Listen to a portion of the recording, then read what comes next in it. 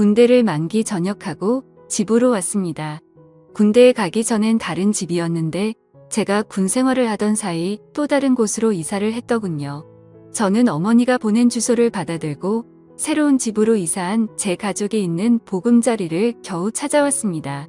이번 이사만 벌써 12번째네요. 정말 지긋지긋합니다. 엄마와 동생들은 마침 이사 마무리 작업 중이더군요. 엄마와 두 동생이 무지 고생했네요. 냉장고부터 각종 가구가 일이 무거운데 말이죠. 저희 식구는 아버지의 사업이 망해 가지고 있던 아파트와 모든 재산을 은행에 빼앗긴 채 하루아침에 차가운 거리에 나앉았습니다. 그게 벌써 3년 전 일이었고 이젠 빚은 없었습니다. 다만 우리 식구 안락하게 지낼 온전한 집이 없다는 게 가장 큰 문제였지요. 마침 오늘은 아버지의 기일이기도 했습니다. 아버지의 기일이자 저의 만기 전역 날이었지요. 그런데 집에 오자마자 소란스러운 소리가 들렸습니다. 바로 주인댁 아저씨였습니다. 얼굴을 보니 인상부터가 상당히 험악했지요. 별로 마음에 들진 않았습니다. 주인댁 아저씨는 저희가 이사 오면서 멀쩡했던 대문이 파손됐으니 이를 저희에게 변상하라고 우겨댔습니다. 제가 뭐라 설명을 해도 멍청한 속이에 격릴지더군요. 그것도 아무런 증거도 없이 막무가내로 우리에게 덮어씌우니 참으로 답답했습니다. 원래부터가 이랬는데 말이죠. 저는 가뜩이나 아버지가 없는 것도 서러운데 하지 않은 일을 했다는 오해까지 받으니 저녁 첫날부터 기분이 별로였습니다. 그래도 어쩌겠습니까? 저는 첫날부터 주인집과 마찰을 빚고 싶지 않아 변상하며 좋게 지내자던 어머니의 의견을 따르기로 했습니다. 그렇게 그 재수없는 집에서 한 달이 지났을까요? 어느 날 주인집 딸내미와 마주쳤습니다. 이곳 주인집 아저씨에게 저와 비슷한 나이를 가진 자식이 있었다는 사실을 저는 오늘 처음 알았습니다. 그런데 아버지를 닮아서 그런지 여자애가 상당히 기고만장하며 버릇이 없더군요. 세입자 주제에 왜 전문을 사용하냐며 혼잣말로 짜증을 내는 겁니다. 어쨌건 저는 그 후로 그 재수없는 여자애와 마주치기 싫어 뒤에 있는 작은 쪽문만 이용했습니다. 제 어머니와 동생들에게도 뒤쪽에 있는 쪽문을 사용하라고 신신당부했지요. 주인집 딸내미 성격이 보통이 아니라며 가진 흉은 다 보면서요. 마음 같아서는 제 앞주머니로 따끔히 교육하고 싶었으나 참았습니다. 주인집 딸내미 잘못 건드렸다가 무슨 사단이 일어날지 몰랐습니다. 그러던 어느 날이었습니다. 저는 그토록 들어가고 싶었던 대기업에 운이 좋게 취직하게 되었습니다. 그런데 그곳에서 주인집 딸내미를 보았지요. 알고 보니 주인집 딸내미는 저와 입사 동기였습니다. 그 얼굴을 이곳 회사에서도 보니 참 흉한 것 같았죠. 얼굴을 이곳 회사에서도 보니 참으로 재수가 없었습니다. 어찌건 저는 그곳에서 윗사람으로부터 출중한 능력을 인정받아 계속 예쁨과 귀여움을 받았습니다. 그런데 첫 회식 날 예상하지 못한 대형 악재에 휩싸였지요. 주인집 딸내미가 신입사원 환영식이자 첫 회식 자리에 모인 이곳에서 그것도 회사 사람들이 보는 앞에서 제가 자기네 집 세입자라며 저를 놀리듯 마구 까대는 겁니다. 그 일로 저를 보는 회사 사람들의 인식은 크게 달라지지 않았습니다. 요즘이 어떤 세상입니까? 저는 그게 부끄러운 일이라 여기지는 않았으니까요. 저만 당당하면 되죠. 단 저는 주인집 딸내미를 좋은 시선으로 볼 수가 없었습니다. 그래서 다음날 퇴근하던 길에 주인집 딸내미에게 어제 일을 사과하라며 집요하게 물고 늘어졌습니다. 사과하시죠. 제가 뭘 잘못했는데요? 정말 그쪽 아버지를 닮아 양심이라고는 조금도 없는 몹쓸 여자군요. 인성이 차마 이 정도일 줄은 몰랐습니다. 제 아버지를 왜 욕하세요? 진짜 쫓겨나고 싶으세요? 그 돈으로 갈 데도 없을 텐데. 능력이 안 되니 뒤에서 까는 거죠. 당신 같은 여자 많이 봤어. 실력은 없는데 질투는 많고 열등감은 높지. 게다가 밝히기는 얼마나 밝힐까? 제 말을 듣고 있던 주인집 딸내미는 제 말에 화가 났던지 손을 치켜 세우며 저를 때리려고 하더군요. 저를 보는 그 눈빛이 얼마나 매섭던지 소름 끼쳤습니다. 엄마도 저는 때리지 않고 어려서부터 오냐오냐 키웠습니다.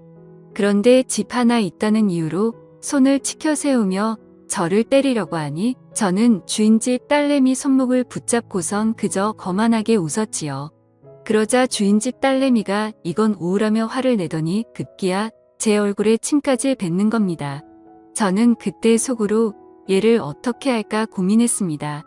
저도 주인집 딸내미 얼굴에 침을 뱉고 윙크를 날리며 배로 갚아주었지요. 그리고 제 앞주머니만 대놓고 주물렀습니다. 그리고선 이렇게 말했지요. 주인 아저씨한테 말하라고 말입니다. 당장에 방을 빼겠다고 진짜로 당당하게 나갔습니다. 아마도 수치스러웠을 겁니다. 사실 이 돈으로 아직 갈 곳은 없었으나 대기업에 취직했으니 은행 대출을 받아 다른 곳으로 가면 됐을 일입니다. 더는 제 어머니와 동생들을 그런 집에 살게 하고 싶지는 않았습니다. 어쨌건 그 일이 있던 후 어느 늦은 밤 골목길을 지나 집으로 가는데 어디선가 공경에 처해 도와달라는 어느 젊은 여자의 목소리가 들리는 겁니다. 저는 도움의 목소리가 들리는 곳으로 발길을 옮겨보니 주인집 딸내미가 건장한 어느 남자에게 가로막혀 벌벌 떨고만 있는 광경과 마주했지요. 저는 주인집 딸내미를 외면하고 싶었으나 미운 정도 정이라며 그냥 지나칠 수가 없어 무슨 일이냐며 모른 채 성큼성큼 다가갔습니다. 주인집 딸내미 말로는 얼마 전 지인 소개로 만나게 된 남자인데 최근까지 연락처를 주고받으며 지내다가 며칠 전 직접 만났는데 막상 만나보니 별로라 그만 보자 했다가 이런 동변을 당하게 되었다고 듣게 되었습니다. 저는 그 남자에게 아무런 사이도 아니면 그냥 갈 길 가라는 소리만 듣게 되었고 저는 마지못해 이 여자와 결혼을 약속한 약혼자라고 거짓말하다가 경찰에 신고하기 전에 꺼지라는 경고까지 날렸습니다. 그렇게 주인집 딸내미는 저희 도움으로 위기에서 벗어났고 그 일이 있던 후 저와 그녀는 회사에서 부쩍 가까워졌습니다. 그래도 서먹하기는 마찬가지였죠. 그러던 어느 날이었습니다. 퇴근하려는데 붉은 소나기가 내리더군요. 주인집 딸내미는 우산을 챙겨왔는데 저는 우산이 없었습니다. 그래서 비가 그칠 때까지 기다렸다 가려는데 간 줄로만 알았던 주인집 딸내미가 저에게 다가와 우산이 크니 같이 쓰고 가자더군요. 저는 없는 살림에 돈을 아끼려고 우산 사는 것도 자제하려고 했었거든요. 어쨌건 저는 주인집 딸내미와 우산을 쓰고 지하철역까지 가는데 그래도 조금은 떨어져 걸었습니다. 그런데 자꾸만 한쪽이 비에 맞더군요. 주인집 딸내미도 한쪽이 젖기는 마찬가지였습니다. 그렇게 우리는 지하철역까지 간신히 왔습니다. 그런데 한쪽이 젖은 주인집 딸내미를 보니 은밀한 옷이 다 보이는 겁니다. 저는 낯뜨거워 시선을 자꾸만 내리는데 이런 저를 보며 주인집 딸내미가 웃더군요. 귀엽다면서요. 어쨌건 우리는 지하철을 타고 집으로 왔고 그 일이 있던 후 우리는 출근도 함께하고 퇴근도 함께하는 친구가 되었지요. 어쩌다 보니 그렇게 되었습니다. 그래도 주인집 딸과 세입자 아들이란 점은 변하지 않았습니다. 어느 날 주인집 딸내미가 술이나 한잔하자더군요. 그러면서 어느 정도 술이 들어가니 호프집에서 저에게 이러는 겁니다. 주인집 아저씨한테 우리 엄마만 욕먹지? 너 되게 비겁하다. 겨우 그런 일로? 그러는 넌 나 만날 수 있어? 너 나 처음부터 싫어했잖아. 아니야. 사실은 좋아했어. 좋아해서 그랬던 거야. 진짜야. 바보. 사실 너 같은 남자는 처음이야. 뭣도 없는데 당당하고 자신감 있는 남자 말이야. 그러면서 주인집 딸내미가 뭔가 수줍은 듯 어필하는 시선을 보내네요. 저는 순간 고민했습니다. 저희 엄마가 주인집 딸내미를 되게 싫어했거든요. 그래도 엄마를 설득하면 될 일이니 어쨌건 주인집 딸내미와 술을 연신 마셔대면서 술에 취해갔습니다. 결국 주인집 딸내미를 데리고 연인처럼 대화를 주고받고 서로가 서로에게 빠져들어갔죠.